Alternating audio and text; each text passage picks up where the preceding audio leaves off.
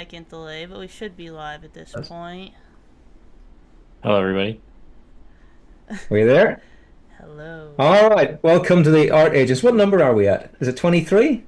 This I is think it's 23. 23. Yes, this is 23. 23. Welcome to the 23rd podcast. Let's get the pod of the Art Agents. And today we are meeting the enigmatic, the existential Kristian Nee. And it's a Hey. K culture from me and from the Virginians Howdy. Howdy. and from Kristian. Hey, dudes. Hey, dudes. What up, bro? Bros. There's a bro in there as well. Yeah. Now, we're talking to Kristian today about something that I struggle with, and most people, I think. I mean, I'm talking about it as if it's exclusive to me because I'm a different generation. But I know everyone struggles, especially artists with self-promotion. It's hard to say, look how great I am, and it looks upon as arrogant and, pushy and everything. But there's no other way to say, look at my stuff without saying, look at my stuff. Or is there? And that's why we've got Kristian on, because Kristian is very good at promotion and how to make things happen out of nothing.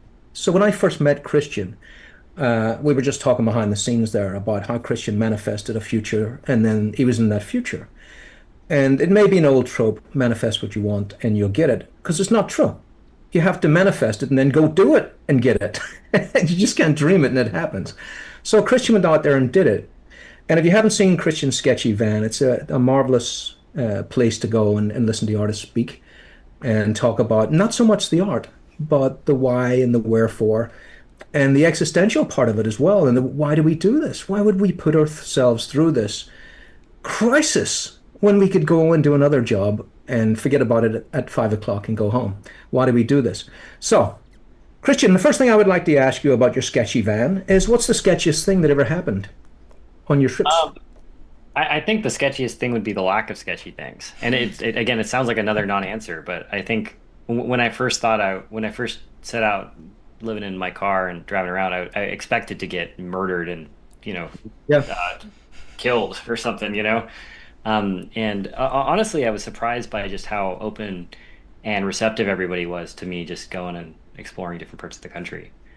Yeah. Like I don't think I ever felt like I was ever in danger or like I was going to be assaulted or anyone was going to, Yeah. That knock was us out of my van. 2022, right? You did that? Yeah, I Yeah. guess it was around, yeah, 2020-ish, Yeah. about that. That's Yeah. COVID. That's Yeah. COVID. Yeah, because to me, it Yeah. got my attention because I was at home more and watching YouTube more while working. Yeah. And I was like, who is this dude living in a van talking to all these cool artists? And I started Yeah. watching you, and it was like, I don't know. I found a lot of what you were saying relatable and interesting, and the people you were like getting in the van. I was very interested in that, and yeah, like what was like the series of events that led up to that? I guess. Good I think question. it was like a deep distrust of like the traditional path to like getting a job and like going to college, doing that whole thing. And like I don't know about you guys, but I'd meet people all the time who would have these prolific careers where they're making hundreds of thousands of dollars a year and seemingly like they should have everything materially to go and be happy, but they would have these like existential crises.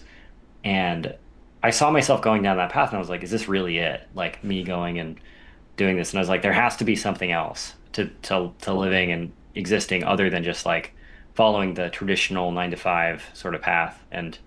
Um and I guess it was like, oh man, if I can live in a van and do these podcasts and kind of figure it out, then maybe I could find some sort of income. So I wouldn't have to necessarily uh to try and do that, you know? And it was sort of that like hope or wish that there was something at the other end that would be ultimately maybe a little bit more holistic and sustainable. So would you say you learned you got that out of the trip? Like, Yeah, definitely. yeah, I think the whole purpose of it was to like look for reasons to be optimistic. Because I don't know about you guys, but I'm in general a pessimist about pretty much I everything. know that, yeah, Kristian. I know Yeah, that. And yeah, I'll interject there because the first time I met Kristian, I thought how great it is to be in your 20s with no worries. And I sat and had donuts with Kristian. I thought, what a wonderful day. It's sunshine, and here we're having donuts. We're in San Diego. It couldn't be better. And Kristian went from total nihilistic about the existential crisis in his mind. And I Yeah. went, what the hell? And I remember I was bringing these donuts to Stan and the rest of the crew. And Christian was talking about the donuts just being molecules, Oh to yeah. sustain life. And I was thought, it's a That's glazed that's donut. kind of cringy a little bit. Yeah, yeah. Just having donuts. Hopefully, I didn't Yeah. come across as being like a total asshole or anything. No, not at all. Not at all, Christian, because you were letting me into a mind that was totally different from mine. And I don't Yeah, mean totally, because we all share the same, we share the same molecules. yeah, yeah, We're all carbon. And I We're all thought, donuts. yeah. We're yeah, all we're donuts. donuts. In fact, so we're not much different from a donut. Apparently, we share the same DNA as a banana almost. Weird. But whether you believe that or not, that's YouTube, isn't it? But anyway, I was thinking about that when I was talking to Christian, and Christian was talking about him. I was thinking, Yeah, how many hours in a day, how many days in a life, and how much time he has left. And I thought, are you really running the clock out now? Are you watching your life peter away? Yeah. And I thought, geez, I've never yeah, thought like that. Because I Oh. remember when people started talking about That's people started interesting. talking about a 5-year plan when yeah. I was starting out. I went 5 years. What do you want to think about 5 years ahead? Enjoy today. I was always a guy that was enjoying the day, and never thought about 5 years. And still today, my accountant says to me, "What's your 5-year plan?" And I burst out laughing. And she Patrick, was, Yeah. I plan my day out every week to the hour. "You're joking, right? Yeah. No. Is that because you're so busy, or is it because you feel you need to do that? I feel like I need to do that. Why? It's just like I also plan things out from every hour to every year to every 5 years. And if you don't have a goal, I feel like you're reaching for it. If you fall short, you're going to be further than if you didn't have anything in place at all. Okay, well, that's an interesting thing, Melanie, because that's the reason I left advertising. I left advertising because you had to do that. So a job would come in and had to be done by 5 o'clock, and I would look at the clock and I'd go, "Boy, this is a lot to do it by five," and I had to notch the clock on. And there was another job for Thursday, and I would have to notch it all on the. So the calendar was just blocked out all week, and I hated that calendar. I just looked at it and I went, "This is." I mean, it was really valuable. If I didn't do it, I was finished. And you had to do it. Other artists would just collapse in a heap. Where I thought, oh, it's all doable once you map it out. You go, an hour, that's plenty of time. So I would do that. But boy, did it wear me down. Till I finally went, you know what? Enough of this calendar. I'm going fishing. I remember being on a Yeah. pier. I remember being on a pier once, and an advertising guy called me up, and you could clearly hear the pelicans. And he says, "I've got this job and everything." And I said, "Oh yeah, well, yeah, I'm a bit busy at the moment." He says, I can hear pelicans." I says, "Yeah, well, there's pelicans out the window." He says, "You're at the beach, aren't you?" And I went, "You caught me." And I thought, hold on a second. I can be at the beach if I want. That's what advertising was like. They owned you. And Yeah. if they thought you weren't working at your desk, that you were some kind of, sneak, I thought, my life's my own. I don't Yeah. have to do this. So that's interesting to hear. I Because feel I like think you the guys issue there isn't with the calendar. It's like with that like corporate thing where they're like treat you like that. Yeah. Like a calendar, you can make a calendar enjoyable, like something you want You to can. do. Yeah, like I write in free time, so I can do whatever the heck I want. Yeah. That's very kind of you, Melanie. know, That's very yeah. kind of I'm a good You're very good boss. to yourself. Yeah. So here's the question. Here's the big question, right? And Christian, this is, I think, maybe the donut conversation, and Yeah. it's a big word. Are we talking about USA? Are we talking about the capitalist center of the world? Is that where this mindset is coming I from? think Because so. I think so. because I think you guys are under the worst pressure of any nation to do something Yeah. every single day to make wealth. Is that true? Yeah, I mean, I feel like people are also just inherently. I think in general, people are inherently like insecure with their positions or what they could be doing, and Oh, it's I mean, getting deep. like there are a couple things there. It's like I think I turned 30 in February, and I think if you looked at the previous generation of people who turned 30, or a couple generations ago, it was much easier to be able to buy a house. Oh, yeah. Yeah, that's Significantly that's a easier, and fact. I can make good money. I could do well. I could work really hard, and it is pretty much impossible for me to buy a house in San Yeah. Diego unless I'm in like the top Yeah, 2 or 3% of earners, you Yeah. know? You can be And I making yeah, think six figures and not afford like a normal house right now. yeah. totally, It's yeah.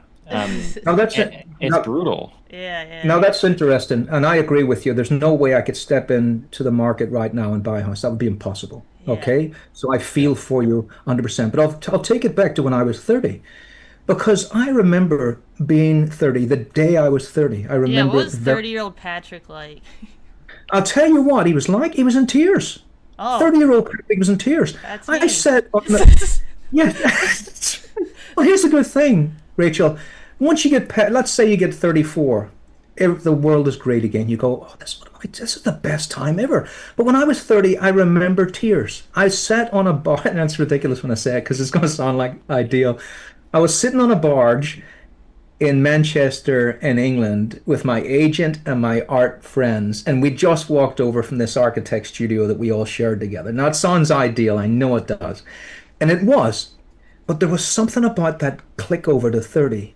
And it was bloody John Liddell, one of my art friends, that says, "You know, you're not a lad anymore." I says, "What do you mean?" "Well, you can't say that you're the young generation. You know, nobody ever says, 'Look at that young lad, he's 30.' But they'll say it when you're in your 20s." And I went, "What?" He says, "No, no, you're grown up now. You have to do grown up things." And I don't know if he was being cruel or not, but I had a tear in my eye. I went, "It's over." He said, "Yeah, you're not young anymore. You're a grown man." I went, and I was devastated. I had that existential crisis. I went, Yeah. "You mean that whole portion is gone now? I can never have fun. No fun for you," is what I heard. And then realized that it was just a mind game. But I Yeah. remember 30, but I also remember this, Christian. I remember the depths of despair when it was around about that period the first crash came, and the world just stopped making money. In And we had 2008, you mean, or no way before that. We okay. had it first. We had it in the 80s. And I remember going, "What's going on?" I looked at the answer machine, there's no work. I'd get to the studio, I can't pay the rent for this. I can't even pay the mortgage. And so I was looking at a mortgage that was so small and I couldn't pay it. I couldn't pay this mortgage. And I had to go and work in a supermarket, cleaning underneath the desks for people to come into the supermarket. And, in my 30s. And I remember um, the guy next door to me said, "That's a famous artist lives next door." And we were living in the poorest house. And I was so ashamed to be cleaning, which I shouldn't have been, by the way, cleaning a supermarket, that I saw him come into the supermarket before it was opening with his used to go to work in a motorbike, and he's taking his helmet off. And I went, "It's the next door neighbor. He thinks I'm a famous artist." And I hid underneath the desk while he was getting his groceries. And the Yeah. manager came and says, "What are you doing under that desk?" I said, "So just cleaning here. It's get it out from under there." And I wouldn't Working. come out. I wouldn't come out because he would have seen me. I was so ashamed. I couldn't, it was horrible. So it's always been the worst of times and the best of times. So we have to, that's my advice to you. You have to hook on to what is the best of these times now. The best of these times are you guys are not walking the streets like I was, looking at a dark sky going, "Where's the work?" You've got it here like this. The whole world. Look at us all talking from different parts of the world. If we had that back then. So you got that. But I'd feel for you for the housing crisis because it's a disgrace. Yeah. Okay, Yeah. so you know what I just said the other day? Nothing kills conversation like negativity, right? And I just killed the conversation there. So let's bring it up. Christian, give us some advice for growing a YouTube audience, if you will.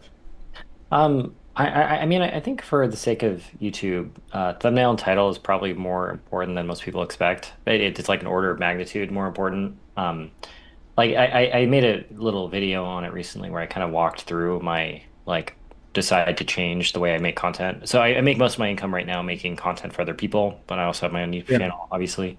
But when I started to pay more attention to thumbnail and title and editing, stuff started to get a lot more attention. I haven't yeah, hit a video yet to where I've had 1 million views, but I think it's just a matter of time. And yeah, I am confident in that just because it's like it is purely just like a if you can make something that a lot of people want, eventually they will be able to click on it.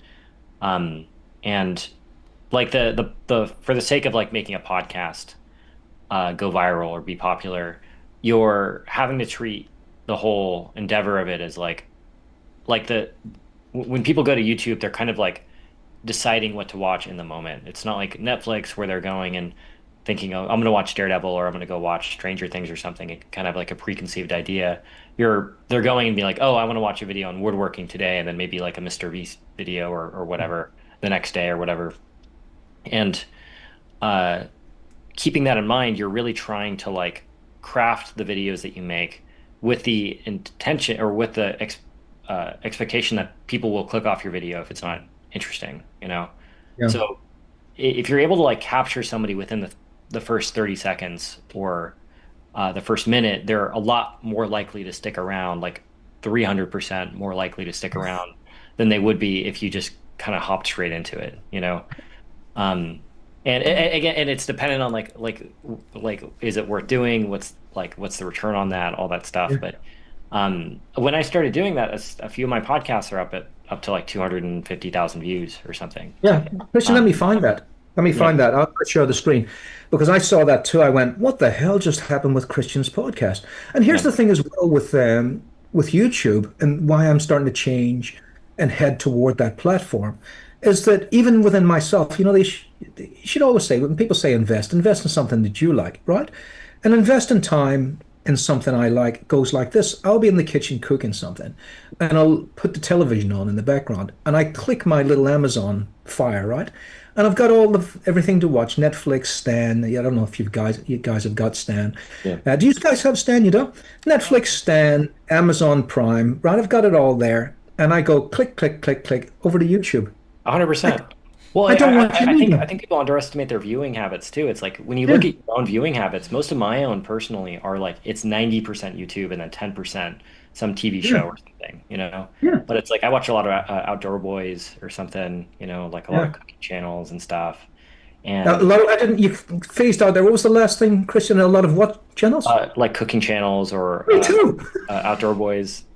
Um, Outdoor Boy sounds a bit sketchy. What the hell is that? it's a guy who he was a lawyer, like an accident Yeah. lawyer for a long time, and he kind of transitioned into making just like camping content. So he would go out with his family and bring his sons along to go like to Alaska into negative 10-degree temperatures, and the videos are getting 20 million views or something. Kristian, we are not different. We are not different. I am watching all the time Yeah. Cooking Channel and straight over to, I'll tell you who I watch. I watch a wee Scottish lass called Ainsley. And she tours around Scotland and she goes into like Bundy's and their little Scottish cottages.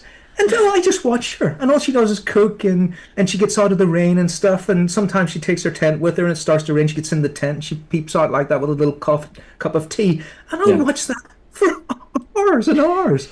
And I've started watching guys in America just make cabins from the forest. I'm not sure what the legality of what that is. I'm sure they must own the land. But they just fell trees and start making cabins. I'll watch that for an hour and then watch the next one and the next one. So we're not so different. I'm going to share the screen and bring your that that that viral YouTube thumbnail up because I want to see why. I want to have a discussion. Why is this so viral? Okay. Yeah.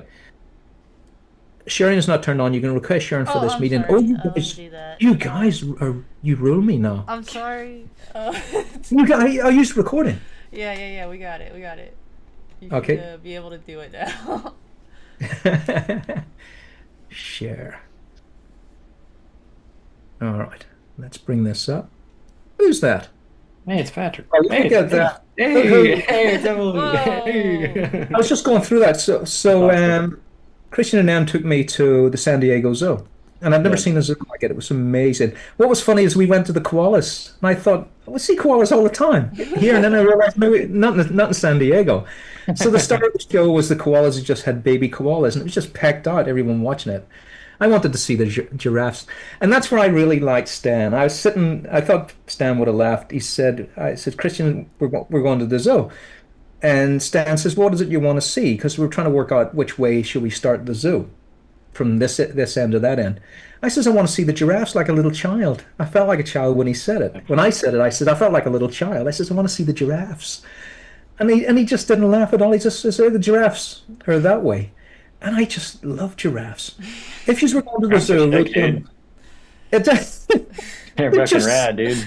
aren't they? I mean, the length of their necks, and they can crane down like this. Imagine being a giraffe. You can crane down. You can fight people with your knees. You know, you don't even have to get in. There's no, you know how it's a cringe when you're in a fist fight because you're looking at the other guy's face and it's just a shame, and you just want to go, look, I'm really sorry for this. It's pathetic. Where giraffes can fight each other with their knees and have a conversation. I think giraffes are just the most evolved things. Have you seen But here them we are. fighting? Yeah, sometimes they use their necks, Yeah, which I think is embarrassing. I think that they're the worst of the giraffes. They're the worst. Okay. Knees only, I reckon. Yeah. Rachel, Melanie, if you went to San Diego Zoo, what would you go to see first? Oh, that's a good question. I like I don't know, I like the tortoises, you know? The tortoises are Those are pretty They cool. look pretty like chill at the zoo, and I like Even the big tortoises. yeah, like the like the giant tortoises, ones. the big reptiles maybe. I went to the zoo recently, and the thing I watched the longest is probably like half an hour is the sloth, because he was sleeping when I got there, and he journeyed around his enclosure, and it took like half an hour, and I watched him the whole time, and then he stopped in the same place he started. Did you see him walk? Exciting. Yeah, he was like They're on like stilt arms. on a vine, so he was, you know, Yeah. he was prose. Yeah. Prone. Prone? He was prone. Prone. He's prone, yeah. He's a pro prone. Yeah, here's a sad thing. Here in Australia where everything's wild, I was driving along the beach with my son, and because you can do that here out in the wilds, drive along the beach, driving along if it's a really remote island. So we're driving along the beach, and I saw these, like, what do you call them in America? Here we call them thugs, hoons. What do you call those guys that are really loud and they just spoil it for everybody? What are they called? And they're always drinking and they're always got their music too loud. What would you call them? A douchebag. A douchebag. Yeah, that's a good word for it. These douchebags were going around and around in circles, like we're going around and around in circles on the beach, and I don't know why they were. And they were yay, and then they drove off, and me and my son drove, and there was a giant turtle, the biggest turtle I had ever seen. That wise old turtle must have been 600 years old. It was the biggest thing. Talking about what Melanie would have said, but it's a sad story because it was entangled in fisherman's rope. And we stopped the car and got out, and we looked at it. It wasn't alive. I thought, can we pull it back into the ocean? Can we get the stuff off it? And we tried to, and then realized, it's a lost cause. It wasn't alive anymore. I thought it's, because they're so slow. But that's my sad tale of the tortoise. But we give it some kind of decency. We got the rope off. We give it some kind of respect by the end. So, like I say, nothing kills a conversation like negativity. I'll bring it back over. It was so sad. It was so sad. Yeah, but you just I don't like the memory turtle, up. but the pace of this conversation is interesting. Yeah. Well, it is an interesting thing because, I travel all over Australia and Kristians traveled all over America, and we'll talk about that in a minute. And I wanted to ask, for mental health reasons, because we discussed this beforehand, I think it's very important to get out of the studio. Even if you just go down, and I haven't done it yet, I've just remembered, I might leave the podcast for a couple of minutes for you guys to talk and go and bring my little dogs their treats. Because I take them down to the garden every morning and we just sit by the pool Sorry, guys. After me pleading poverty and life's hard. I think it's Yeah. great. I don't hate people for having money. I just wish I had some. Yeah, it'll come. It'll come. That's what I wanted to assure you as well, Rachel. It'll come. Yeah. As long as because remember what you have, your currency is youth. Your currency is a strong back. Your currency is invaluable. If you said to any billionaire now in their 70s, would you trade everything you've got to be 30? They'd give you everything. They'd just give it right to you. They'd go, yes, I will. So that's what you've got. So remember, you have that. It's an amazing thing. In your 30s. Both is nice, though. Both are nice. And you can have both. Both are nice. Here's the thing. Here's the thing, I don't think it's as nice as you would imagine. It's like everything. You always hear like Sylvester Stallone and all those guys talking. When were your happiest memories? And it was when they had nothing. And it always will be. It's always going to be that. Now, that sounds insincere because, I'm remembering the rosy times. When I had nothing, there was terrible times. I mean, both me and Kristian have been really Kristian self-imposed, but basically homeless. And maybe I don't know, I don't want to bring it down, but maybe Rachel Melanie. But being homeless, was a horrible thing. Yeah. But it was still the worst of times and the best of times as well, because, I was strong as hell. And Yeah, just learning didn't. some independence too. That's something I And see a lot of independence. like younger people don't have anymore that I had, and I'm like, well, at least I had that.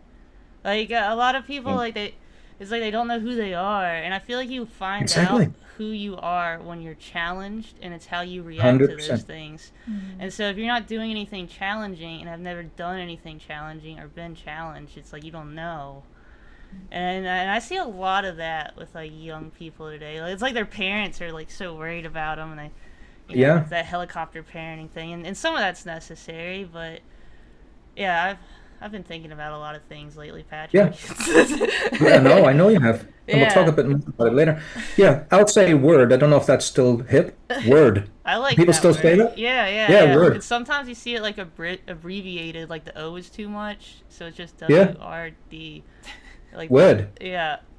Word. That sounds English. Is that the word? Yeah, But yeah, yeah. yeah. So yeah, there's that. And I was listening to some actors talking on a round table. And there's a couple of actors today, and I just don't believe them. I just don't believe them at all. I mean, they're gonna cast some kid as James Bond. I mean, I don't think he's ever been in a fist fight in his life. Now, how's he going to play James Bond?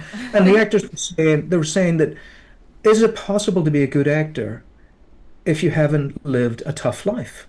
And a lot of them agreed it was not an easy thing to do. It was mostly, the black actors had it tougher, and they were saying, they had all this wealth of especially the comedy actors, this wealth of comedy from being poor that you don't have when you're, not, it's not necessarily true, but less so when you're not poor because less circumstance happens. Everything is, you go to the restaurant, you come home, you watch Netflix, you hang out with your bros. Maybe something will happen if you go out and get into a fight because you're being obnoxious or something. But generally, a lot of incident is crammed into a poor life. It just happens all the time. When I was walking around London with no money, it was just an incident on every corner. I've written a There's a book lot of in a day. wildlife out there. I remember a shadow behind me once, a long shadow, because there's lights, and the further away you get from the light, the longer the shadow. And I remember seeing a long shadow coming toward me of a person raising something above their head, and I turned around. There was a guy with a machete, and he swung it at my head. And this was midnight in Brixton in London. Wait, a dude like swung on you with a machete? He swung a machete at me. I'll cleave this guy's head off. This is what I'm going to do tonight. That's what he had. And I turned and sidestepped him because I was young, This is like in the war zone. Like, Yeah, well, Brixton they considered a war zone back then. okay, I was Brixton like, was where are the cops? the police wouldn't go there. Yeah, The yeah, police yeah. don't go there unless they're called out in a van. So the police don't go there. But I came from Belfast, where that was kind of what I, had been through similar scrapes, so I could live there, and that's how I managed to get out of homelessness, because the council wouldn't give anyone a flat for 10 years. Like I'm talking about council housing, they wouldn't give anyone a flat for 10 years. In the best of and the worst of circumstances, you had to be, not well or something like that. But they gave me one. They said, we want to, and this was a phrase they said, we want to gentrify that. And what they meant was they wanted to bring white people in there. Yeah, And that's, yeah. this is the unsaid thing around the world kind of thing. And they says, yeah, we got a flat for you in Brixton. I says, I didn't know anything. They said, oh, that's great. They says Stockwell Park Estate. Now, anyone listening into this who knew Stockwell Park Estate back in the 80s would have went, are you insane? There was murders there. There was the Stockwell Strangler lived Man there. with a machete in there. Man with the machete. He just carried on Harlan down the street. Had my fists up. God. I thought I'm going to fight him now. I just carried on. I'll cleave the next guy's head off. things like that.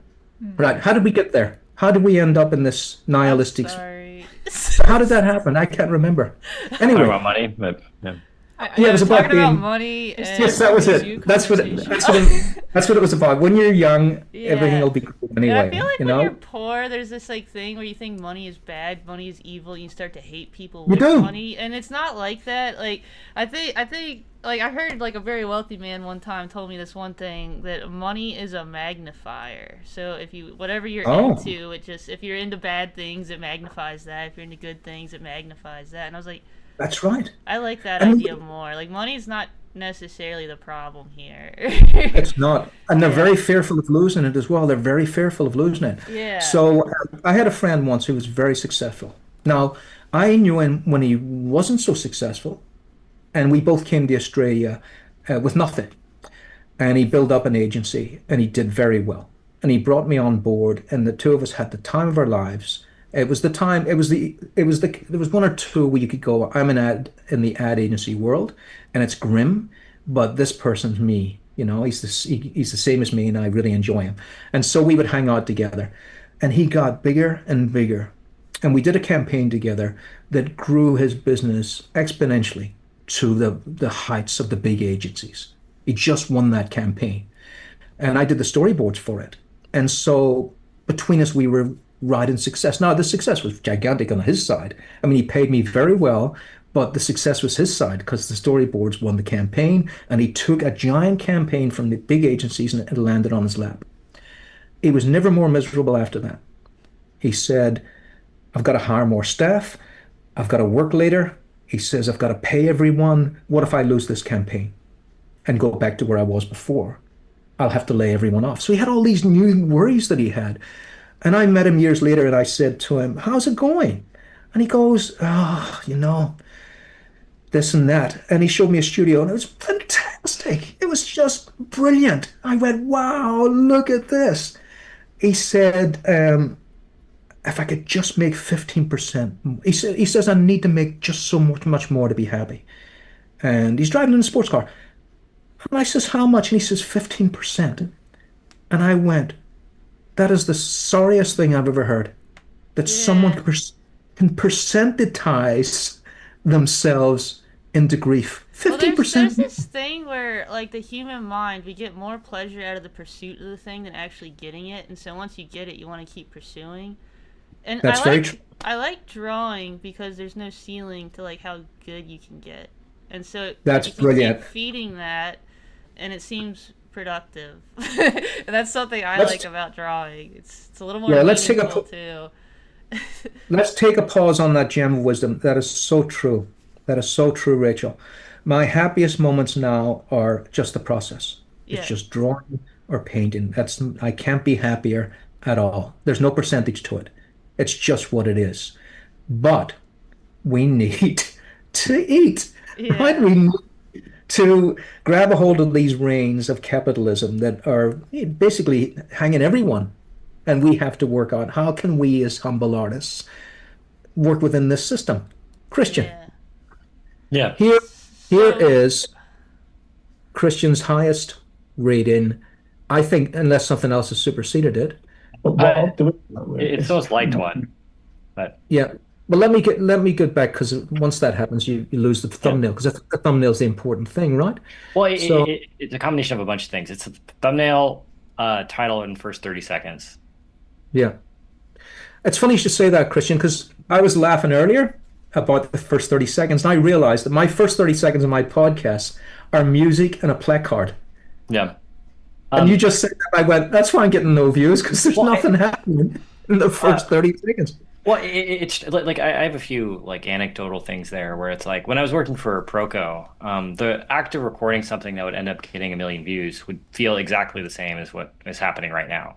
It'd just Yeah, be a conversation between two people, whether it be about a sketchbook or a piece of artwork or whatever, and it would just be edited down or presented in a way that is maybe a little bit more palatable to people.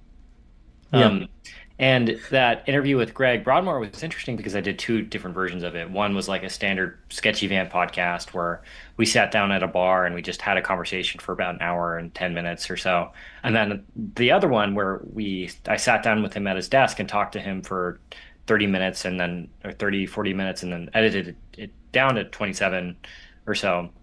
And the both videos had the same they had the same exact content inside of them. Like the podcasts were talking about the same things. It's just the 27 or 28-minute version was just a lot more like a lot of the fat was just cut out, like everything that all the awkward moments or the moments where we didn't really know what to talk about, all that stuff was just kind of taken out, and I just focused on presenting like the smart things that Greg was saying.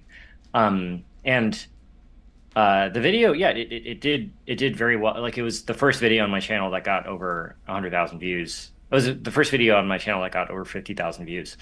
And since then I've been like, it's like, it's all about like just convincing the person to watch your video, everything else afterwards can kind of be a little bit lazier, but the first like 30 to 90 seconds in the thumbnail and title, if that is off, then no one will click. And if no one clicks, then no one will watch. And that's fun. It's a funny thing that you mentioned that. Funny in an ironic sense. Have you seen the movie Idiocracy? Yeah, of course. Right, Idiocracy.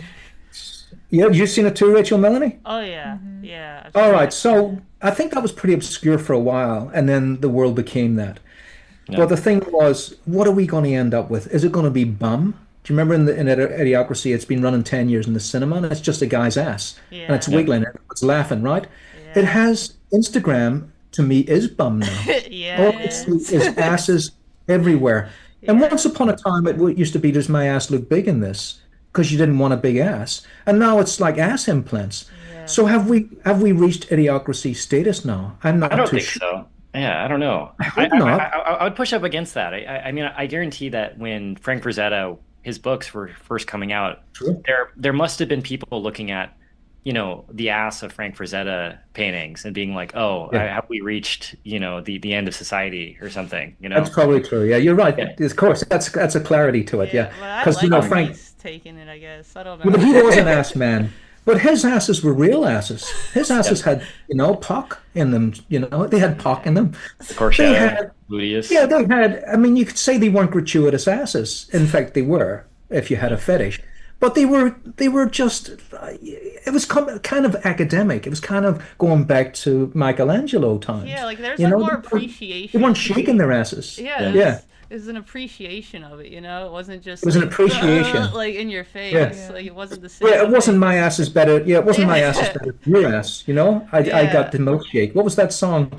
My shake is better than yours. It wasn't that. There's so many songs about butts. And they've got more. Once upon a time, there wasn't. And now that's all there is. Just the world has become ass. Yes. But now I'm looking at. That's what we'll title this video. That's the first reason. The world has become ass. The world is ass. The world is ass. Yeah, because like Kristian said there, it's just the same in every art form. The more you cut things out, the more clear you are. Like Mark Twain said, "Sorry about the length of this speech. I hadn't got time to make it shorter." All right, because there's so much fat in everything we do. We have to keep slicing it down to. Something that we can actually find clear, because there's so much in everything we do. And that's why I'm looking at these two, because Kristian, it looks to me on the left, well, that's got even more views. Art school doesn't work. And we were talking about this beforehand, about negativity, even though I say it kills conversation, it actually grabs your eye because you're fearful of it. Art school doesn't work. I just signed up for art school. How much does art school cost?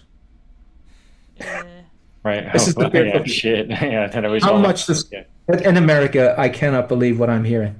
How much does art school cost in America? Tell the European audience. $30,000 to $60,000 a year or something, at least. Plus actual like living expenses. So I love that title. I love that title because it's like that's not going to get you a job.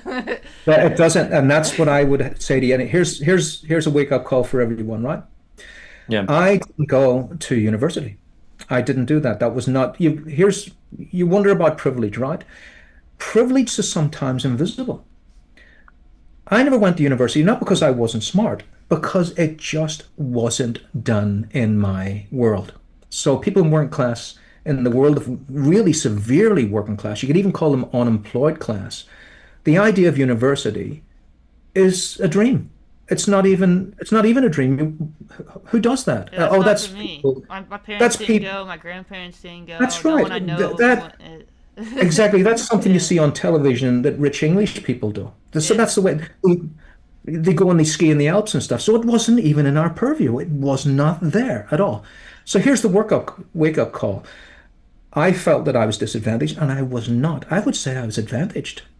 Because when I went to teach in university, I got qualifications way later. When I went to teach in university, I thought I had an existential crisis. I went, how can I teach these kids? They're brainiacs. I'd never met such a dumb kettle of fish in all my life when I walked in there.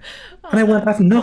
I've nothing to fear. It's just a status thing. Yeah. Yeah. I don't mean, it sounds terrible saying that, but what I mean is they were just like anybody else. They were just like Yeah. kids waiting for the knowledge. The knowledge wasn't there yet.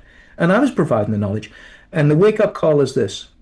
I've worked for every company that you can think of. Just name a huge company.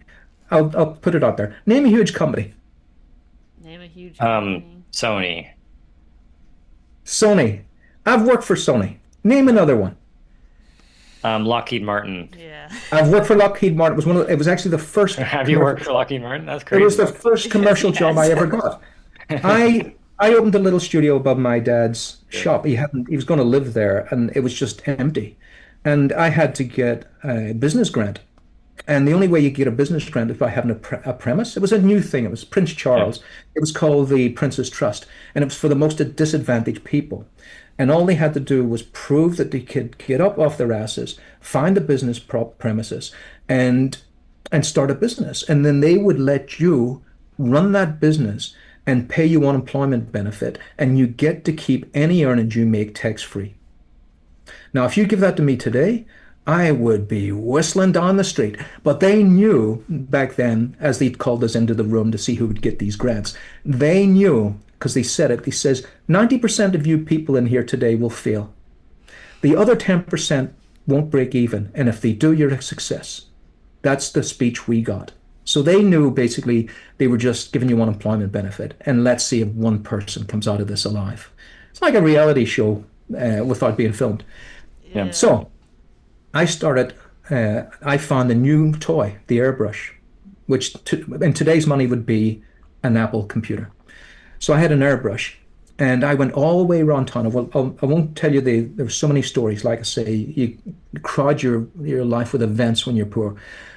I ended up in an ad studio, and I left them my card, and I says I do airbrushing. And they said, do you photo retouch? And I went, sure. Never heard the term before. And he says, well, we need this sky because in Belfast the skies are dark, and yet they have Lockheed aircrafts. They have this private airfield that I didn't know about. And they said, we need to sell this, and the sky's too miserable. Can you make it a blue sky? I said, sure. So I had to go home, go to the library first, look on books to see how air retouching's done. And they brought these gigantic photographs in, like poster size, massive photographs in, which they were going to frame and put on the office of Lockheed Martin. And so I says, can you give me two? And he says, sure. And I didn't know what to charge, but I charged a huge price. And he says, wow, you're expensive. I says, I do a good job. He left me, and I just tore right through that first photograph with the scalpel because you have to cut a mask. And I lifted it up and looked through it. I thought, Jesus, I'm glad he asked for two. And so I just practiced on one piece of that over and over and over until I got it. And they came back in, and there was their blue sky. And they went, wow. Yeah. And they brought in another 10. And my word around town was, this is the guy. And that's how I started my career. So Lockheed Martin.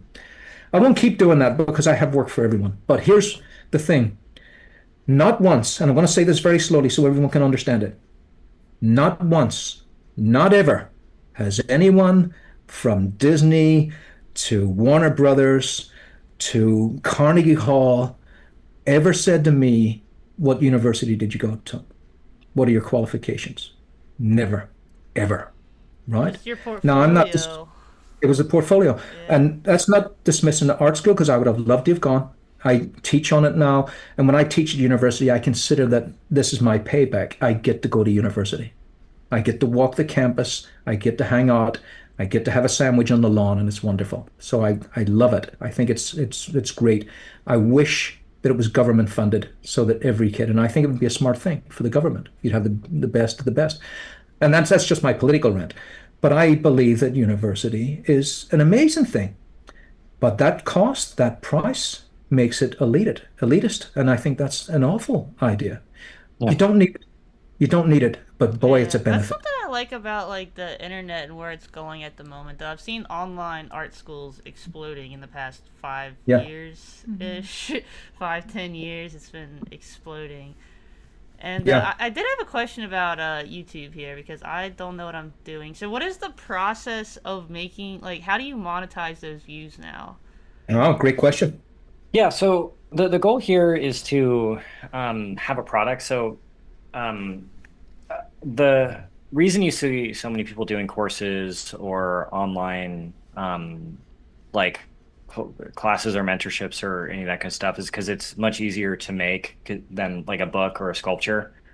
You don't have to worry about manufacturing or distribution or any of that kind of stuff. You just make the thing, you know, and it's sort of like all of the hard parts or all of the points of failure of making a business aren't there because you have a digital thing that you don't have to store or take any risk on. And the idea there is if you can get as many views as possible on a video, eventually that'll funnel into people clicking on your YouTube channel, your bio, your product you're selling. And if you can do that, then you can expect like 2 or 3% of people who subscribe to you will go and purchase something from you, given that the product is really good. So for a company like Proco, his figure drawing courses, he took 6 months to make his figure drawing course. He tried to make it as good as possible. He tries to make as many videos to get as many views as possible. And that all funnels towards his courses, which, like, you know, most people who buy that stuff don't eventually, like, they're not gonna, but most people who watch it don't buy stuff. But if you can get the funnel big enough, eventually you're gonna hit somebody that does it. And if you're making a $100 product, something like a, you know, figure drawing course or something, 12 hours long, 20 hours long, um, if you're making 30 sales a day, that's $3,000 a day, you know? And if you're getting 100,000 views, 200,000, 300,000 views per video, that turns into a real multi-million-dollar business. Obviously, like it's a lot more complicated than that, and there's a lot of like trial and error and like it's not necessarily that clean 100% of the time. But um, the stage that I'm at personally is that I'm helping other people do that who are maybe a little bit more established in their career as artists with their pages. And the past year has been me trying to experiment and figure out how do I do that for myself. I'm just trying to figure out how to get views right now. And then like whenever I have a product that I'm ready to release, it'll be ready to push towards this audience of people that I'm accumulating. Um, but like again, it's like if you can just make something that people want to watch, that's like the first step. That's like the hardest part. Um, like I don't think that any of the content I made in the past ever really on my own is really great, but I'm figuring out how to make it better, you know? Like the videos, like it's very like I don't think I've done a good drawing in them, but that gesture one got 100,000 views. Um, I watched that one, Christian. yeah, I yeah. watched that was you did a really great job on that, by the way. Well, Wait, thank why you, doesn't gesture drawing work? Hold oh, on. gesture doesn't work without this. It's inherently negative and stuff. But it Oh, is like, you know, again, it's like if people don't click, they don't yeah, watch. I'm And offended. Yeah, but but Christian, are you getting blowback from that? Are you getting uh, people saying this is clickbait? I did in the comments. The next one I got much more flack on, but the Yeah, what art teachers don't tell you. Oh, Um, yeah. the thumbnail for that one was fuck Andrew Loomis for about 2 weeks. Oh, I Like, remember that. Yeah, that's yeah. you kidding me. You didn't write that, did you? I changed it eventually, because Dan. Jesus. God almighty. Well, it was an Christian. experiment. So okay, so on a normal video, my like a good CTR or click-through rate on one of my videos will be like 7 or 8%. That's like an insanely well-performing video. It's like the amount of people clicking on your thing. On that video, it was around like 30% or something, you know. Okay, so can I just dial back on that, Yeah. Christian? When you put the inflammatory uh, stuff up there first, could you see in real time more people were clicking on it? Yeah. Yeah. You could. Yeah. So you look at the analytics. How much time are you looking at those? Are you looking at you end of the day? When do you check that stuff out? Probably after a couple of hours or a few hours, you start to Yeah. really get an idea for what people are clicking on and what they're not clicking on. Like that video above you is really interesting. The four pro artist told me how to make money conventions. Okay. Um, there are two versions of that. There was one. So I interviewed Peter Hahn, Eric Gist, David Finch, and Ross Tran at Comic-Con, just asking them about their businesses. And that thumbnail had two different versions. One with Eric inside of it, and one without Eric inside of it. And the one with Eric in the thumbnail ended up Yeah. getting 20% less attention than Did you chop out Eric because he spoiled the picture? I did. Yeah, which is lame, but it's like, Why did he you know, spoil it? but- What was the story? Because he had gray hair. I couldn't tell you. You know, it's like, but it's like if the video gets 55,000 views, then it's like, well, there's like obviously a preference there. So You know, there's like a, but good. I wonder if the Andrew Loomis video got more views because the pretty lady's face. Um, That's it part could of have too. Yeah. Yeah, that's a good point. Well, so I'm so still I did two versions. So You it need more was pretty lady faces. well, if you follow Sam Does Art, you know he gets hundreds of thousands of likes on Instagram drawing pretty ladies, and it's like that will definitely get you a lot of attention. Yeah. Yeah. Uh, I'm still reeling for poor Eric. it's Such a fascinating. brilliant artist. Well, but it's like there is that, like, you know, if in a large enough sample size, you get to see an actual clear preference for what people preferred over another, you know, and it's like, Well, good. I'll tell you what's sadder. What's sadder is there's still 4 characters in that picture. Eric's been replaced by a dog. Yeah, the Yeah, dog. maybe the dog. Yeah, you need dogs and pretty ladies. Yeah. Was the dog even there? Dog. Was the dog even at the convention? No, it wasn't. It was just a photo of Ross I found online. Unbelievable. Um, but I mean, Hope Eric's not watching scroll this. through my YouTube, it's like just different experiments or different ideas for what I think Yeah. video might do well with or might not do well with, and it's like, Yeah. there are definitely things to where I'm like experimenting and trying to figure out what works, and a lot of it is really uncomfortable or really cringy, or I look back at it and like, oh man, that's like kind of weird, but there definitely is like a direction that I'm trying to move in that is actually leading to more viewership, you know. So, like, what are you trying to do? Like, what are the next big steps here? I'd say that it's like those videos are from 2 years ago. I'd say it's trying to just make the first, like, trying to keep in mind what people want and what they're prone to click off of, you know. It's like those videos wouldn't, well, first of all, the thumbnails and titles suck. Like, Why? like These it's are the Why ones do that they got suck? my attention, though. I don't know. it's because it's not like solving a specific problem. Like people Yeah. know, like for Flash Gits, for example, like Flash Gits, they have like a 4 million subscriber YouTube channel or something. They're like insanely popular and famous. In that case, having them in the title and the Sketchy Van podcast number, whatever, that does not get clicks. You know, it doesn't matter how famous the person is.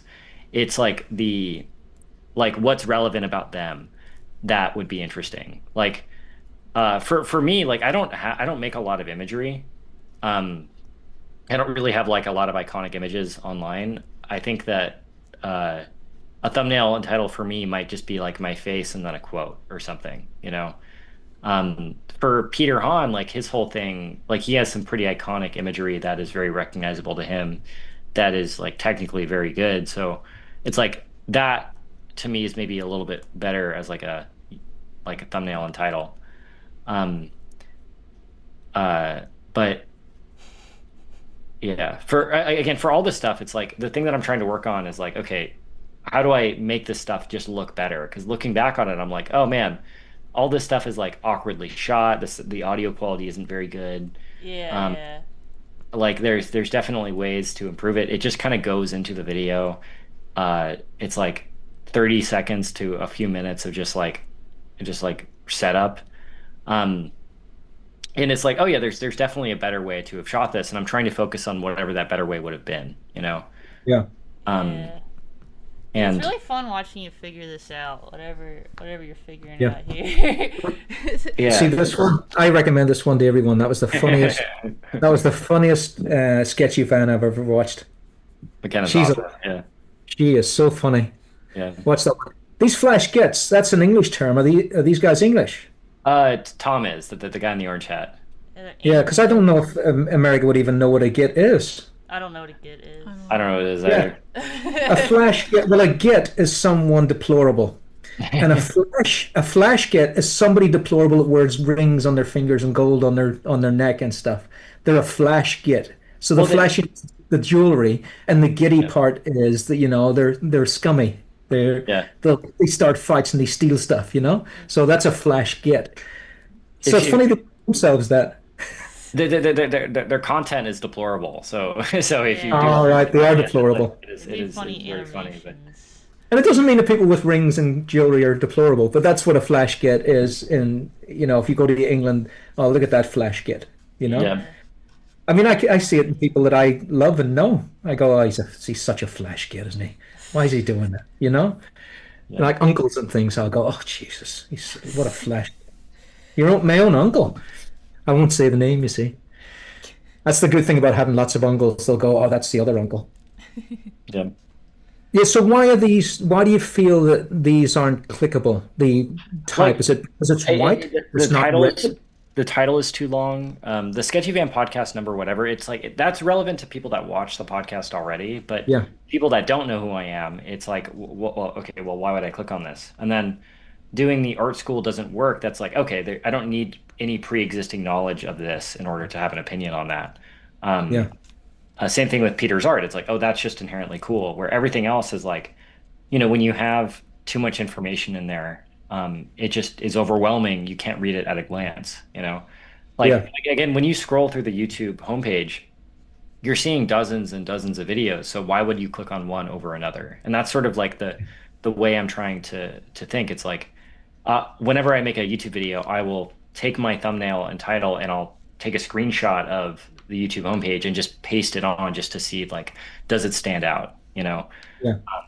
And it's like, and I think my thumbnails and titles have gotten a lot more clear of what the video is about over the past year. And in terms of like the reflection and views, there definitely has been an uptick in like, okay, yeah, more people are watching and consuming stuff. I still think that there's like a measure of like, it is still kind of cringy at certain points, or like, I'm still figuring it out. But yeah, the paying attention to the packaging of the thing has 100% helped with the actual reach of it.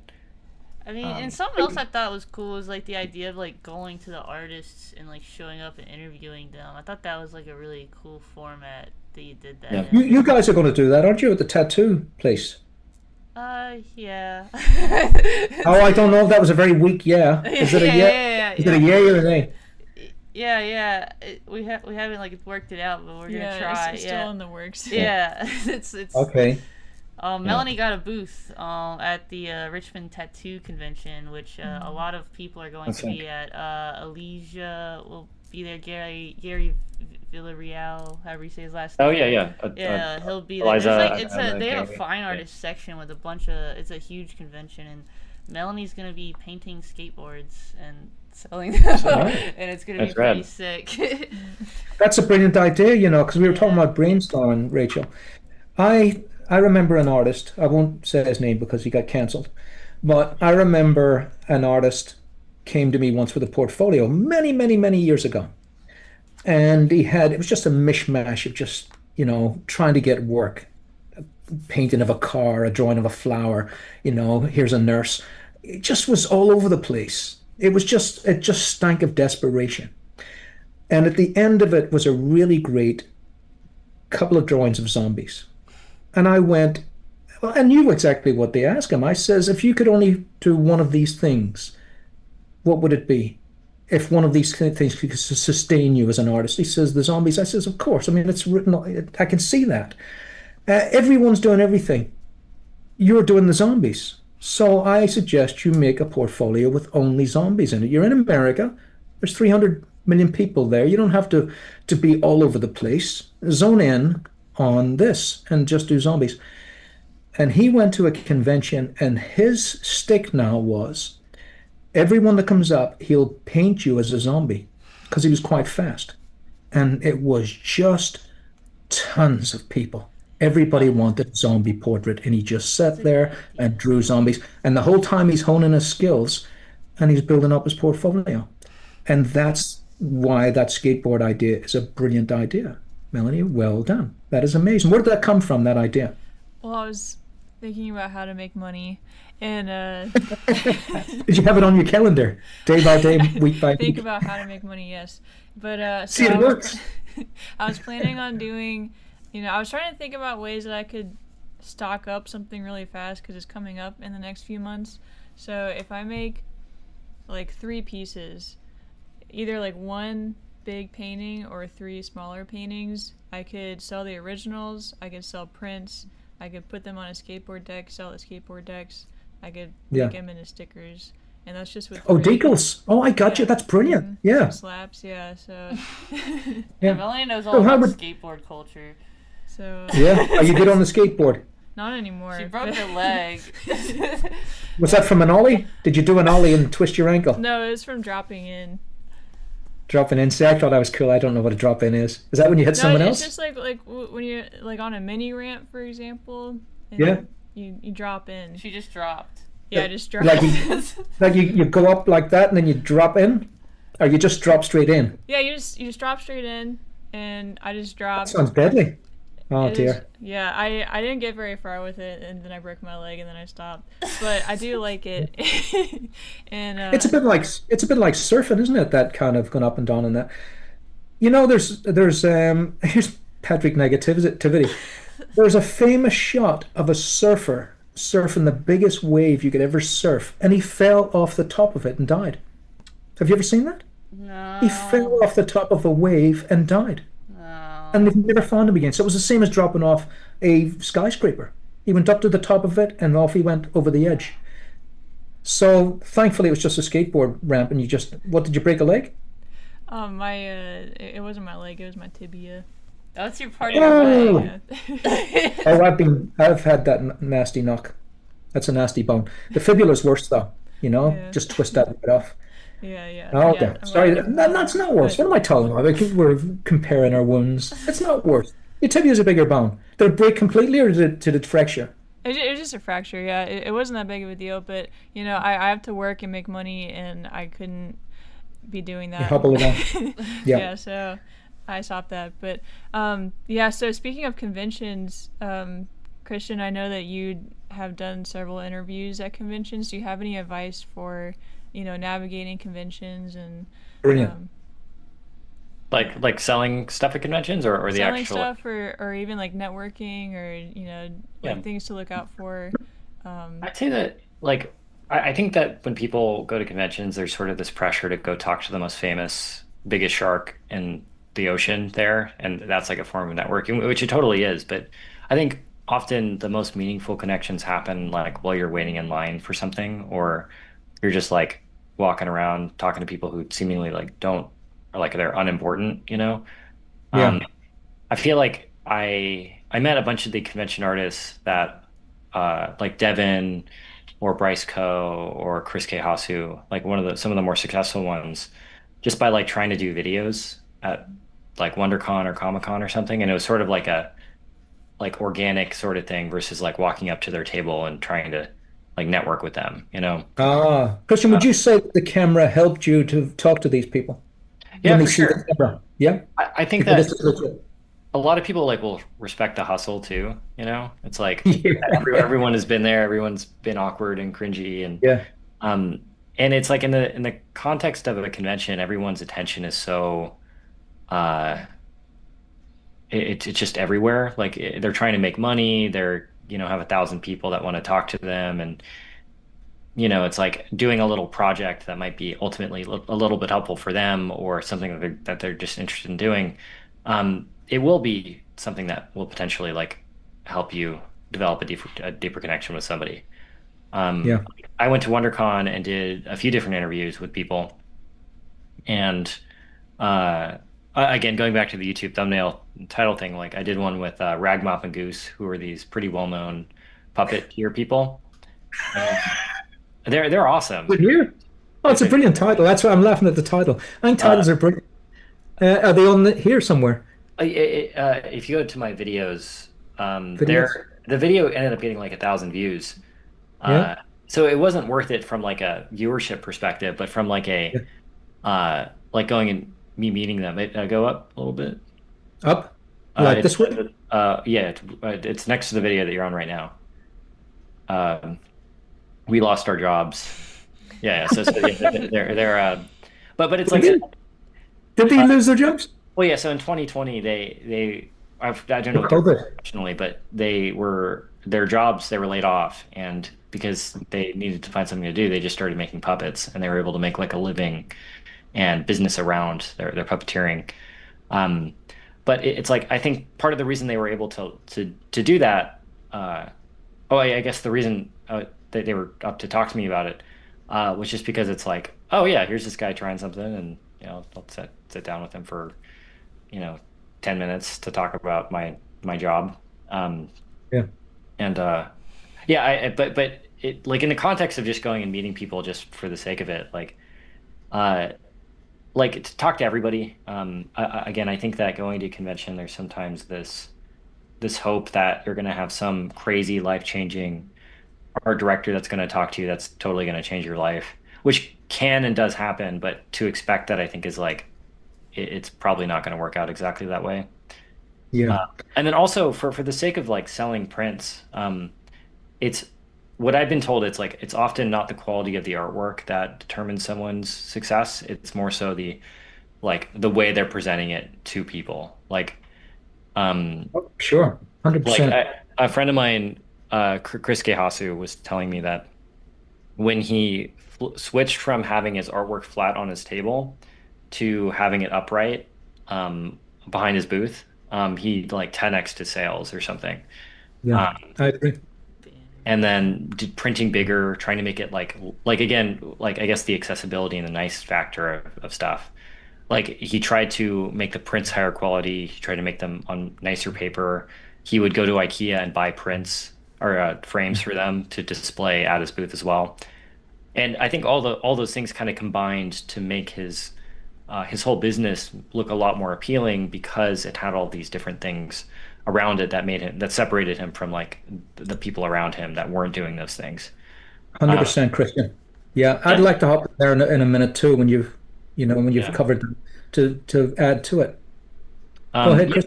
yeah. Well, and I would talk to him, and people are often asking him his advice on things, and his advice often is not to work on your art; it's to work on the presentation of it.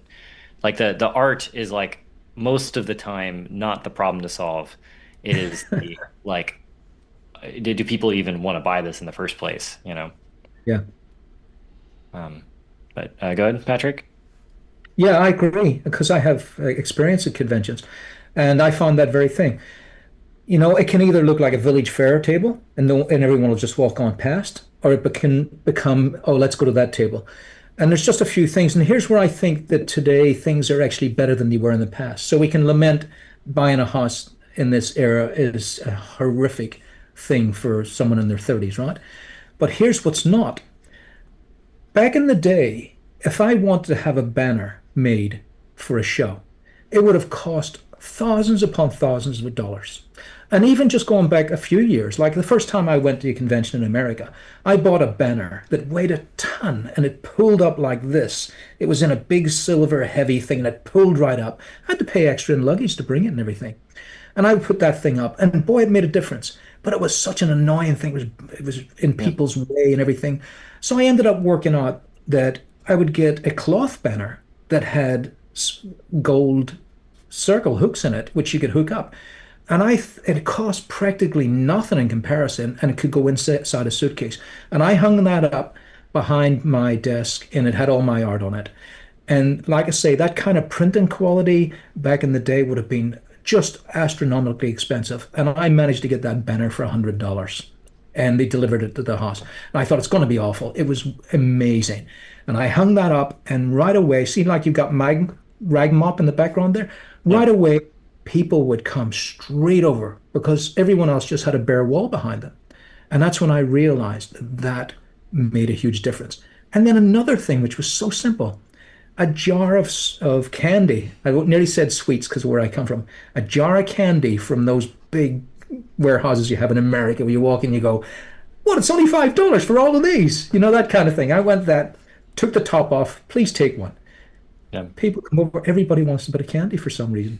And I remember the one that was the most popular was, oh, I've forgotten the name. What's the long chocolatey looking one? It's a Tootsie Roll? A rectangle. A Tootsie Roll, I think, or I don't know. It's got a really deep, woody Milky Way, Twix. taste. It's just little sweets like this, little candy things. Yeah, I got you. Tootsie Roll. Yeah. Something like that, something roll? What is that? Yes. Tootsie Roll. A Tootsie Roll. Yeah. Tootsie Rolls. Everybody loved a Tootsie Roll. Over they come for their Tootsie Rolls. Yeah. Some people would have 6. I didn't quiz it. But they always stopped and they would talk to you with their Tootsie Roll in their chops. Yeah. And they bought stuff. They bought stuff because they weren't intimidated to walk over, because they could just go over and take a Tootsie Roll. So those little things, but signage everywhere. You know, never have your hairy legs on show underneath the table. Nothing to worry about there, Rachel and Melanie.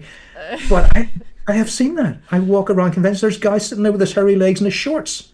Yeah. And all you need is a banner with your artwork over the top of that, and you look like $1 million. So banners everywhere. Yeah, some I tablecloth. never a tablecloth. That's when the banner now becomes your tablecloth. Yeah. So you can hang that over, and it hides a wealth of horrors. It hides all your books and whatever you're selling underneath the desk. It's so important. Look how nice that is where they are. Everything is just wonderful. I've learned. I have 0 experience at conventions, but I do work a farmer's market. And it's like, if you can like upsell people a little bit too, it's like crazy. Like people, like they'll spend $10, and normally if they bought, like, it'd be like 2 things for $5. If you bought a third thing, it should be 15. But if you bought a third thing, it'll be 14. You know, take $1 off if they. It makes a huge difference. Yeah, and so many people get the third thing. It's like you're still spending more money. So it's like little stuff like that. Like I've seen, it's kind of interesting how people just like, okay. I'm like, okay. Yeah, you know what I did as well? Buy a lot. I thought this was interesting too as an experiment. I was selling books. Here's the one thing you don't do. You don't raffle your product. So if you say win a book and you're selling books, nobody's buying the book. They'll do the raffle, wait and see if they win it first. So you don't raffle the book. So what I did was buy a book and you run a raffle for this drawing. Yeah. Boy, did those books fly off the shelf. Book. And the great thing was the raffle gets drawn at 3:00. Who draws the raffle? Well, I'll get Boris Vallejo to do it because he's just sitting across there. So now you get to meet a famous artist who's going to pull your name out of the hat, and now you've got a story to take home. It just was an amazing, simple idea out of nowhere. So you buy a thing, you get entered into the raffle, and then that's a good idea. Yeah. Come back at 3. Come back at 3:00. And so whatever your product is, it's already paid for, you know, the sketch that you're selling. You know, we can sketch anything in no time at all. So that would be a big call for Melanie, because you know, skateboard would maybe too expensive a thing to raffle off. But once again, if you're selling, like I say, if you're selling skateboard, you don't raffle a skateboard. So you'd have to think of something that would make people buy whatever your big item is. Mm-hmm. And another thing is, why is everyone at this booth? Because at 3:00 when I drew the raffle, it was packed. And the other people who didn't know anything about the raffle, they're going, what's happening down there? And so they come in, and now they're buying books too. It was really quite an amazing thing for such a simple little idea. Yeah. So a raffle. Well, and I think a lot of human psychology is the same, whether you're at a farmer's market or on YouTube or at a Yeah. convention. It's like if you make something that is popular, more people will congregate to it. And all you have to do is just start that initial fire and figure out what people want in the first place. And I guess going back to the YouTube thumbnail thing, like I have this impulse sometimes that like I will try to lean on the fame of the person that I'm talking to be a reason why you should watch the video. And often that's not going to work because people feel patronized to, or they don't feel like it's like, oh, it's out of reach. Like I could never go and do that thing. Like I interviewed Richard Taylor last year during Comic Con. Hold on, Christian. Hold on, Christian. Hello? Sir, Sir, sir. Sir Richard Taylor. Yeah. If he's Yeah, watching, yeah. yeah, Yeah, definitely is.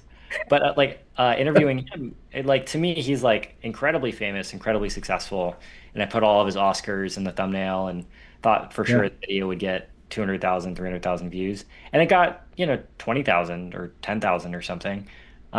And it's like, well, if I were to present that in a different way, there's probably like if you wanted to, we could probably like analyze the video and figure out why it didn't do as well as it maybe could have, and maybe that would have actually made it go exponentially a lot higher, you know?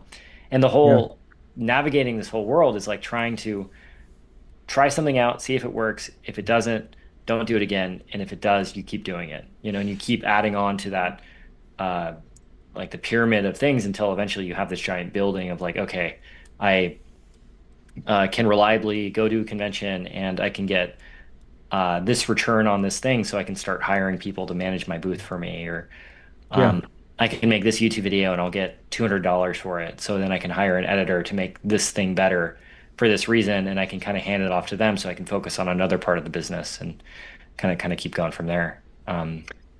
Now, And Christian, I wanted just while it's got in my mind, I was looking at one of your videos there, and I had to sit through two ads. I'm going, oh, bloody ads there. Is Christian monetizing this? Or is yeah, YouTube doing that? Because I don't think there's any ads on our art agents. Is that something you've signed? Have you signed some kind of contract for ads? I have monetization turned on my channel. So after a certain viewership, or like percentage watch, you're allowed to monetize videos. Yeah, It is almost nothing. Like I yeah, got about 1 million views total on my channel last year, yeah. and I got $2,000 for that. So $2,000. Okay. yeah, yeah. So Well, you got to yeah, look at that, I think, as as just a stream in the corner. yeah, Like I've got like six streams of stuff, and any one of them you'd starve one, but altogether it works up. That's what we have to do as artists. We have to hustle. I hate the word actually hustle. I'm not keen on that hustle. It's basically we have to do many things to make the one thing that we really want to do happen, which is to make art or whatever it is we're doing. yeah. But yeah, I've noticed that on your channel, those ads. Do you find the ads harmful They to your probably are, viewership? honestly. It's kind Because of like that's the first minute. yeah, yeah. I think I'm it again. It's one of those experiment things where it's like I Yeah, make about $250 a month right now from ads, and it's like I kind of like that. It's kind of nice to that's have a great. Hold on, I yeah. thought you said it was 2,000 a year. That's way more than 2,000 a Well, year. last year it was t 2,000 total, and Oh, this year is going to be a little bit more, but it's um, like I don't know, it hasn't affected views that much, and other channels do it. There's also maybe a little bit of like, some behind the scenes tinfoil hat stuff going on to where it's like if you're not allowing monetization on your video, then maybe it doesn't like YouTube is less incentivized to push it out to more people because you're not no, getting no, the that's a content and really. stuff. I don't Um, think that's tinfoil hat at all. I believe that yeah, 100%. Because if it comes to is corporate making money and is that a factor? 100%. I don't see that as conspiracy theory at all. They are yeah, definitely doing that. They must be. Why wouldn't they? When you think about it. I mean, it's part of the program. If you make more money by this, then you do it. So yeah, they must be doing it. Surely they must be doing it. If you do ads, you're going to get more views. But it would also negate who watches because the amount of times I stop watching something because there's ads on it, I'll just go, I can't be bothered. quite a Uh, few. it's quite a lot. Yeah. It has to be something really like if I see Marshall, I'm going to wait through the ads for him, you know? Yeah, We got to get Marshall on. Yeah, I like Now, I like why? him. totally would. But Yeah, and that's another thing as well about conventions. I see conventions and the artists can be terrific, right? But they've got their head down. Or the opposite. So there's two opposites. There's a head down person. Nobody wants to go over there into that dark cloud and be part of that misery. And then there's the grinner, the person that's Yeah. just grinning at everybody going past. And you can't look. You can't. Don't look Yeah. at the grin. Dude, Don't look this at the lady grin. got me. I was at this like it was like a farm thing, and she had her booth up, and she had these like baked goods, and this little Russian lady winked at me and smiled when I walked by, and I was like, okay, give me that one. How much? And it was like two little pastries this big, and she was like $20. I was like, oh, So it's the Dude, wing. dang it. but you got me. You got me. He was a sorcerer. She lulled you in with a wink. Yeah, Well, I was like, okay. I have a ton of people always asking me about like, do I buy Facebook ads or do I pay Instagram money to promote my stuff? And I think it's like the people that I know that are most successful at this stuff are the people that do it like consensually, to where it's like I think when you're like being forceful at conventions with people, or when you're like you're paying to put your stuff in front of people, it feels weird. Even if it's Yeah, like a product you would have bought anyways, it kind of, at least for me, sours the experience a little bit. yeah, And yeah, I think the advice I got from people like Chris is to just like make it like assume that they want the product anyways, and you don't have to do any convincing, and they're going to decide at some point. yeah, And like the second somebody feels forced, or they're there for you and not the product, then I think it does make that whole relationship just a little bit harder to kind of close a sale on. yeah. Um, but yeah. Yeah, that's the advice. Well, here's the great thing about everyone in this room. Here's what I found when I was at conventions, is that, I mean, there was me and there was my hero across from me, Boris Vallejo. That was very tense because there was practically no gap between us, but it was just far enough away that we couldn't have a conversation. So just the Yeah. two of us sitting there looking at each other like that the whole time. My hero, just stay. And after a while, you have to look somewhere else. So what I found was that, I'd go over and talk to him every once in a while. I'd go sit back down again. I'd bring him a cheesecake if I'd been out, and he'd eat the cheesecake. We'd sit together, and I'd go back, and that was dead normal. It was like just sitting with your family. You don't have to talk all the time. And I found that people would see these interactions, and they'd feel that this is a friendly place rather than just sitting at your booth. And what happened was I would put another chair there because I'm a sociable person. And if people would come around, especially people I know, I'd say, have a seat. And they would sit there. And the minute they sat down, other people would come to the booth because they went, oh, it's not just this guy. It's Yeah. not just that thing. And so it was more like a family atmosphere. So I would say, Melanie, get another seat. And when Rachel comes around, you sit together and chat with each other. Get that bowl of sweets on the table, and I think you're off to the races with that. Well, That's how I found it. Yeah, and Christian. like from a certain perspective, it's only like again, it's like the packaging of the thing. Like I've heard people just like say that when they moved from Artist Alley at a convention to the exhibitor booths or the press section, they saw their sales significantly increase because there was like a perception that suddenly they were more serious than being an Artist Alley. Yeah, And that's just like a marketing thing or like a branding thing at a certain point. Um, yeah. but yeah.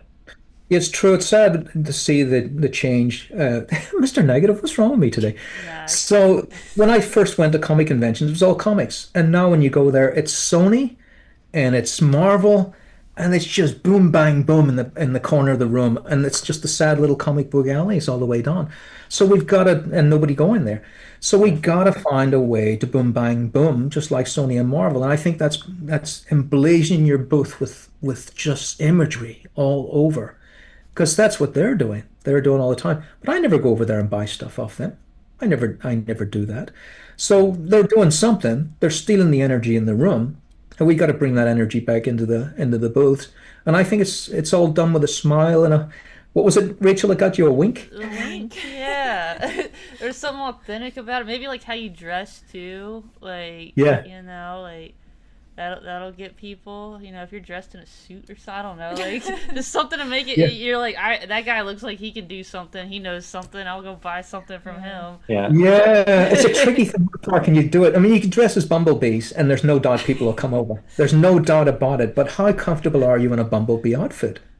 There's I mean, no I can't say I've doubt. ever worn one. Yeah, I don't know about that far. I'm not wearing the bumblebee outfit. Well, that's what I mean. But I think that you're right that if you dress, not let's say outrageously, but joyfully, more Yeah. people are coming to your booth. Like you know what Like you're you say, doing. You're supposed How to you're be yeah, like, presenting yourself. yeah, I Yeah. belong yeah. here. Like you say, if I see a suit, it's almost like a reverse magnet. I just go, Okay. "Oh, I'm away. If anyone's got a suit on, I'm walking away because I know it's hard. I know I can't get away from their vacuum. Uh, So if it's a suit, I'm out. yeah. So there's a lot of things. Christian will help you more and more. Christian, what would your advice be for Rachel and Melanie further on that topic of conventions, talking to people, getting out there? What did you find was difficult, and what did you find was easy? I've never sold at conventions myself. I've only have talked to people who have done it. But I guess I But have sold that's at conventions just for other people. yeah. But that's I a guess the learning experience too, finding out what, I mean, that's what I was saying to Rachel. Find out from, the people we've had on the podcast, what their sales are like. How yeah. is it? Would they do it again? I mean, the big question is, would you do this again?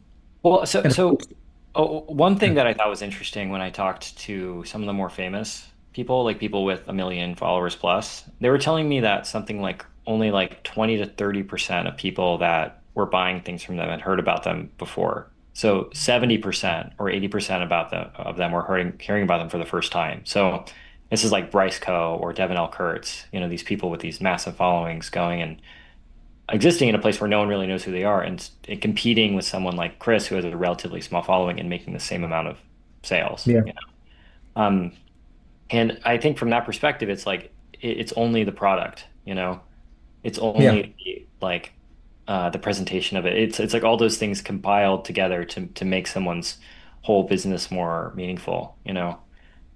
yeah, It's like when you go on Amazon, you like there's almost no friction to buying something. It's pretty much 2 clicks away, and you can buy yeah, a laptop, $1,000 purchase with almost no effort.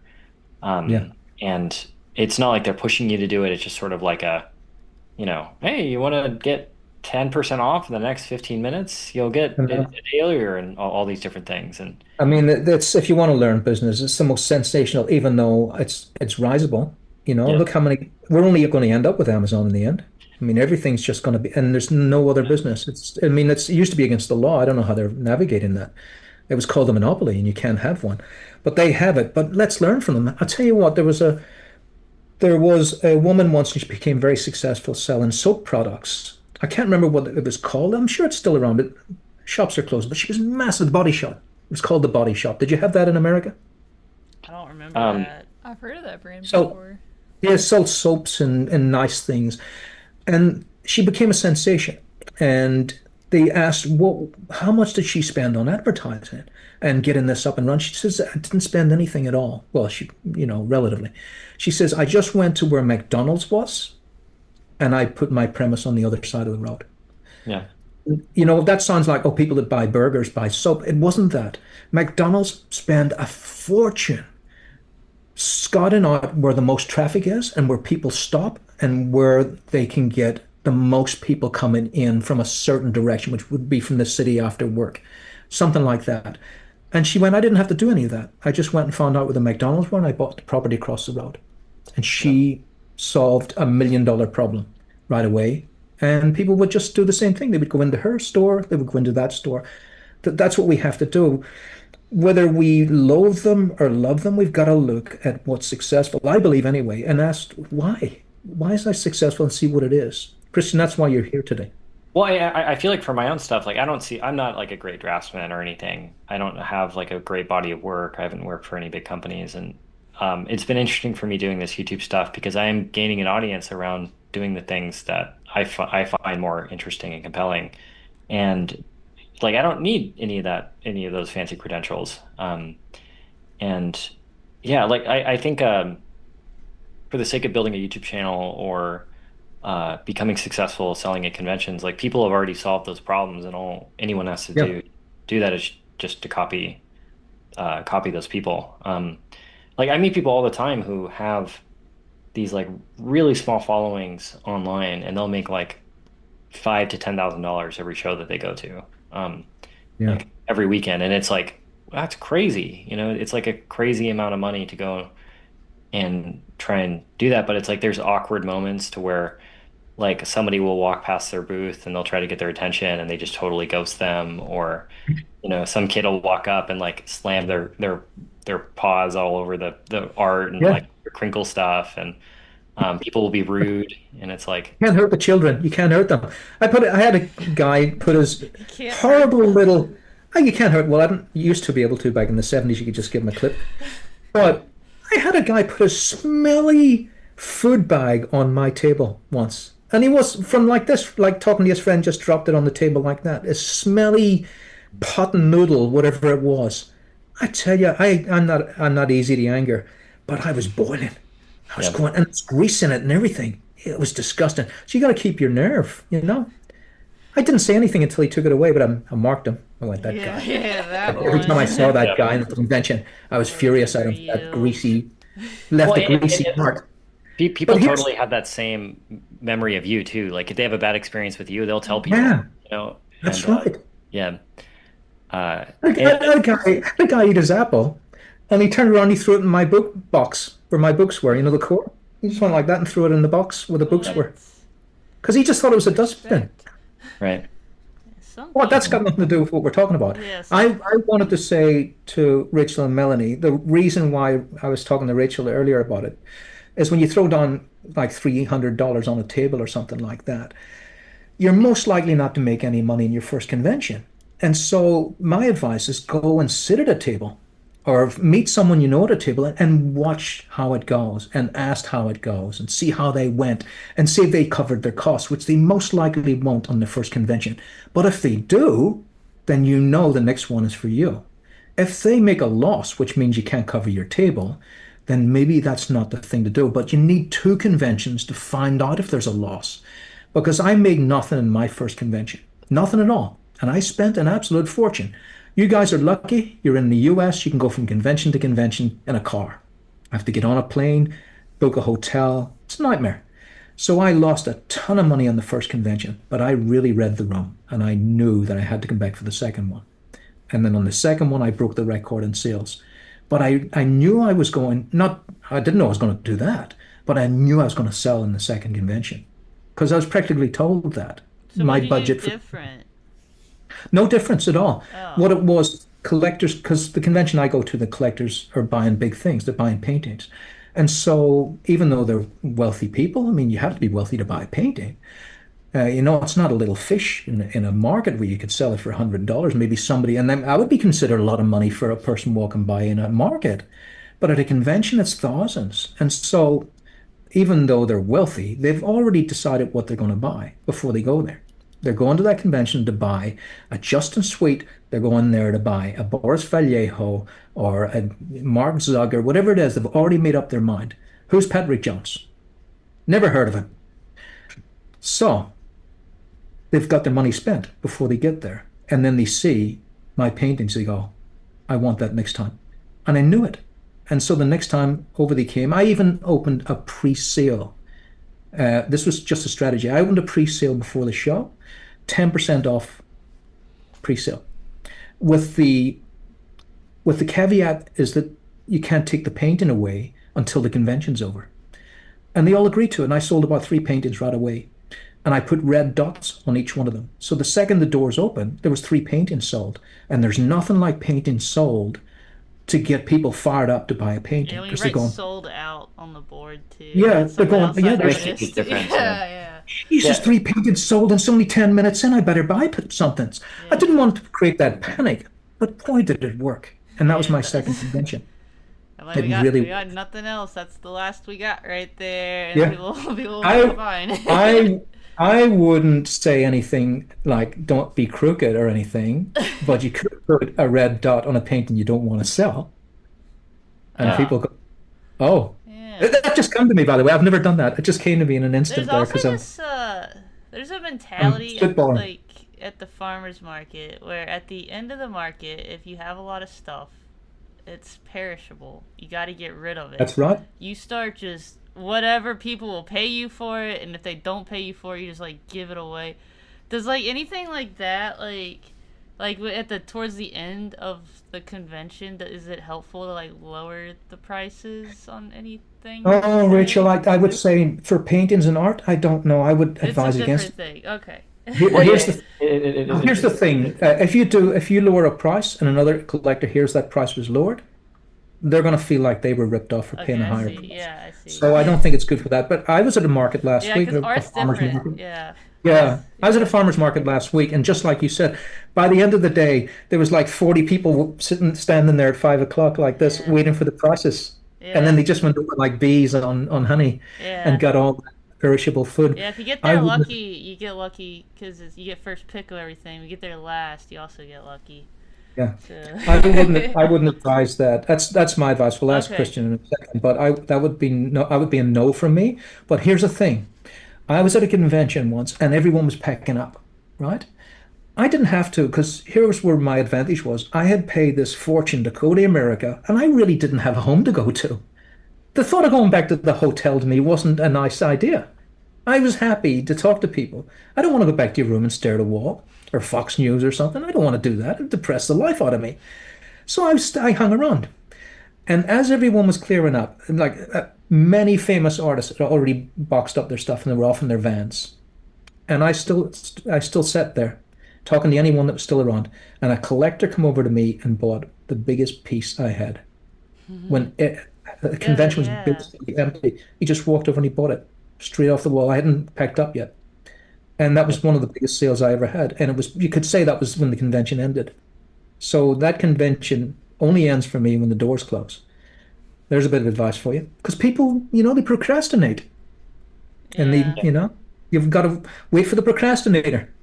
Go on, Okay, Christian, yeah. have you got something to add to that? yeah. I mean, I think the advice that I've gotten for people is not to undervalue your stuff as well. Like I was talking to Stan about it, where in the educational course market, there's a bunch of people who will like sell a course for $3 or something. Yeah, And the idea there is that if you sell something for $3, your $100 thing suddenly seems like a way shittier deal because I could get this thing for $3, but he's selling this thing for 100. Like, why would I ever get the $100 thing? yeah, And the second that you raise your prices, the value of everything will shoot up. Like yeah. there's sometimes like a loss leader or something that's like a little bit cheaper. Like at conventions, people will have like pins or like tinier versions of prints or something. Um, but the idea there, like what a lot of people will do instead, that are more successful is they'll have something that's absurdly expensive. Like they'll have their average print will be 20 or $30 and they'll have one set of prints that's like 200. So it makes everything else relatively seems a lot more reasonable. And why are they more expensive, Christian? Are they remarqued or something? They're limited editions. Yeah, Yeah, they're framed or they have like they're bigger. There's something to them that makes them seem more valuable. yeah, And the psychology around that definitely does help, and it definitely does make a big difference. yeah.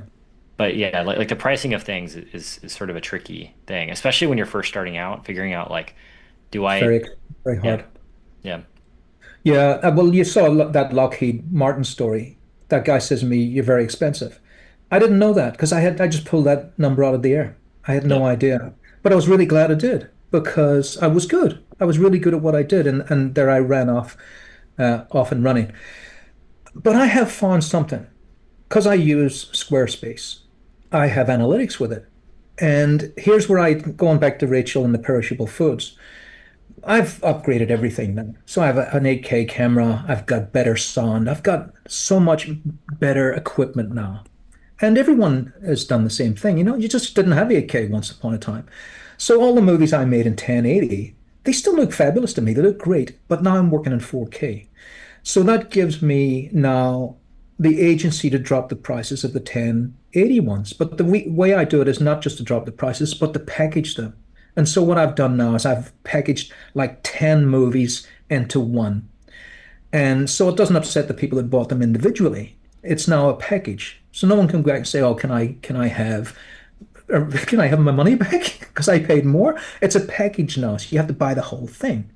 And I have found that repackaging it because it's 1080 has made these products that have basically been not dormant, but down here on the analytics, and I repackaged two sets of things that I did recently, and it just went up into a peak, and it stayed there for a long time. So that repackaged stuff got a new life. It was like, a vampire at night. Suddenly, just out of nowhere, this thing that stopped selling is selling because it was repackaged. At the end of the day, people love a deal, but it better be an honest deal. That's what you got to make sure. It has to be an honest deal.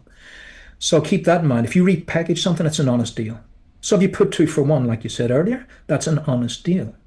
But dropping your prices and when someone else has paid more for it, I think that's a bad idea. So I'm glad you brought the question. Because definitely you got to be very, very wary of doing that, I think. Yeah, so you gotta make a product you're proud of, that you feel good about pushing, and then you gotta push it. And you gotta make yourself presentable and put yourself out there, and then hopefully people will buy it. Yeah, and remember this, guys. Here's the thing that's probably the hardest thing to do, but it's my advice. Don't forget to enjoy it. There's nothing more off-putting than someone trying to sell you something, especially if they really desperately need to. Remember, if you went out and said to yourself, I'm going to enjoy this with no sales, I'm going to enjoy this, you will, and you'll make sales. It's just that roundabout opposite world. So get out there, smile, enjoy it, have a blast with it, and the rest will take care of itself, is my advice. Because the misery at the booth is not selling. That's a fact. People are terrified of misery at the booth because they're infectious. You don't want to get infected by that. So you guys are perfectly primed for that. You're incredibly presentable. You're wonderfully smiley, and you're great to be around and comfortable to be around as well. So you really put that in your mind before you go out there. Go, who's better than me? But not in an arrogant way. Who's better? I'd love to hang out with me. I often said that to myself. I love my company. If only I had a friend like me. Once you have that, you can't lose. Kristian. Yeah. You're back. Yeah. Can you get Marshall on for us? If you text him, I'm sure he would do it. But don't have his text. Yeah, I'll text him. See if see how easy it is. That's networking right there. Did you see that networking in action? It seemed like it was just a casual conversation. I'll text him now. No big deal. He's texting him right now. We're live on air. Marshall, why don't you tune in? See how it works? There you go. Just smile. Just smile and be personable. All right. Now, what else have you got? We'll be wrapping up pretty soon. Rachel, Melanie, anything else that you want to mine from Kristian's amazing ability to meet and greet people? I mean, I just really enjoyed sitting down and getting to do this, and I appreciate. Thank you. I appreciate sitting down with you guys. Yeah. Thanks for thanks for talking. And the way your mind works is it's interesting, and I'd like to see what happens with all this, with your YouTube and your art, and where it all goes. Well, Kristian invaluable for this because of all the people I know, Kristian's really got his finger on the pulse of what's happening here at the moment. And, so that's why I especially wanted you guys to talk more with Kristian than I do, even though I just hog the show. I can't help myself. Is that you guys are basically in the same universe. And Kristian is an amazing person to know. Like Marshall said, no one knows more people than Kristian does. What did he say, Kristian? Did he get back? He said yes. Yeah. Cool. So next month on the Art Agents, we'll have, hopefully, Marshall Vandruff. Yeah, that'd be cool. He said yes? Yeah, he said, I'll do it. He's like, what did I just agree to? When it remains to be seen. He asked if I will be there. I will say probably not. You can if you want to. Do you want to come on with him? Because I was watching you guys. I feel like when there's 5 people on a podcast, that's too many. That's too many. Yeah. Well, here's the thing. I watched that podcast with you and Marshall, and what I loved about it, because I actually commented on it, because it was, I wouldn't say it's unstructured, because it's already structured. You're on YouTube, you've got the channel, and people tune in. So that's a structure, right? But basically, you didn't sit down with a note list of questions to ask, which is what this podcast is. And I love that because it's the lost art of conversation. The minute they brought music into pubs, I went, that's the lost art of conversation. Yeah. I can't hear myself. When someone sets up a fiddle and a boron in Ireland for the tourists, I leave. I'm not going to be able to hear a thing. So when you and Marshall were having that podcast and it was unscripted, I thought it was the best one. I think he's I even liked it a lot. Marshall did yeah. not. I got a lot of Like, hate for it. what did A he lot of not? people What didn't did he like not it. like? That's the question. What did Um, Marshall? We don't want to get Marshall upset. What did Marshall not like? it was just disorganized or repetitive or something. It's Because he is organized, isn't he? he's very organized. Yeah. Because I talked to him very briefly on your bro little channel that we were Yeah. called. What's it called? Welcome Bros or something. I I came can't on with. remember. Well, me and Marshall were out of our depth. We were just the wrong, we were the wrong generation for that thing. But I talked to Marshall a little bit about I had to go on to some mentorship or something straight after or teach a class, and I wasn't prepared for the class because I am a pantser, which means I fly by the seat of my pants. Now, when I say I'm not prepared, I'm totally prepared. I'm 30 years prepared. But he said he prepares well in advance because he's that kind of person. So there's different kinds of teachers, and I love his teaching style. So that's something we'll discuss in that podcast. And I could see now we better be a bit more structural, Rachel, Melanie, because Marshall might get a bit rambunctious. He might get a little bit. He might get upset, and maybe even shout or storm out. That would be a great podcast. Planted by No, the that'd be a minute, great. Chadwick. That would be we would have the placard up. Marshall storms out. Yeah, that's the name of the podcast. It'll definitely get more views. But Yeah, people Yeah, love we that. upset him. Don't do it on No, I purpose. don't want to do that. No, I don't want to do that. yeah. But I loved it because it did seem a bit prickly at points. Did you feel that? Oh, 100%. Yeah, totally. Yeah. Because he didn't like a question or something. I can't remember what it was, but it was funny as hell. It's not the one to talk about. Can you remember what it was so that we're well armed? No, I don't know.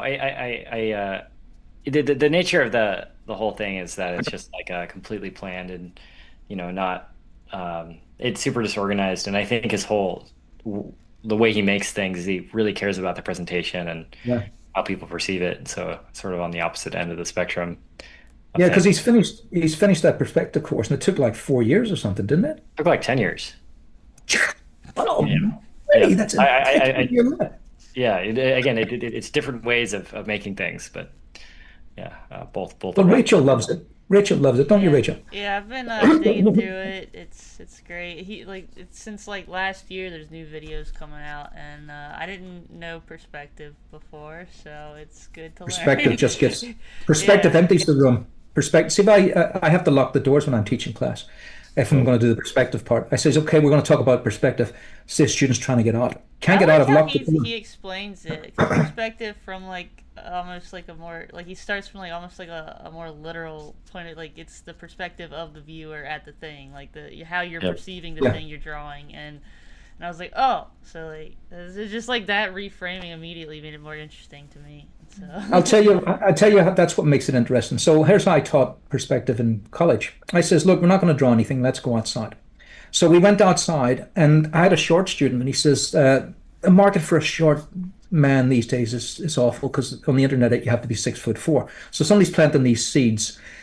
I says, don't be stupid. He says, loads of girls out there for you, And he says, no, they're too tall. I says, well, let's check out perspective. So we had perspective, and we had a building, and the perspective went like this, right? I says, check everybody's knees and heads against these lines, right? Now look at your own head and knees against these lines. And he was wanting a pretty girl coming down. And he says, wow, she's pretty. I says, well, check the perspective. And he put his head against this line, and we saw her head. I said, she's a 6-footer. yeah, he needs to find a short one. He knew in advance that a 6-footer was coming at him, and that really changed the world of perspective for him because he could see that perspective made sense because he could trace that line, and we were all on the flat surface. He knew what height she was before from a mile away as she was walking down. Yeah. There she blows. She's a 6-footer. Yeah. So there you go. So Beautiful. Perspective can be fun, and anything can be fun. Yeah. All right. So we're gonna, I think, end it there. I forgot to tell Kristian that we have also a farewell, and I have my sláinte. I'm from Ireland. That means good health. And the Virginians. What do you do for a farewell, Virginians? I mean, What was it? We've been See doing y'all, the wasn't see it? y'all, like the y'all. Yeah, see y'all. See y'all's a common Yeah. Yeah. common word around here. Yeah. So I thought that was antiquated, but it's still used in the No, yeah. South. Oh, Yeah. yeah, everyone uses it. Yeah, I think everyone uses it. Yeah. I like it. I think it's nice. Kristian, what do you say in San Diego? Bye. I've never heard that before. It has a nice spring to it, doesn't it? Bye. Bye. Hey, that translates to Ireland as well, where I come from. Hmm. Yeah, if you go to Ireland, if you're an American going to Ireland, basically all you're hearing is this: originate right over here, how to have a Guinness. That's all you hear in one word, right? But they all the do use alcohol. they use boy. Yeah, they use boy. They go, "Oh, you're a good boy.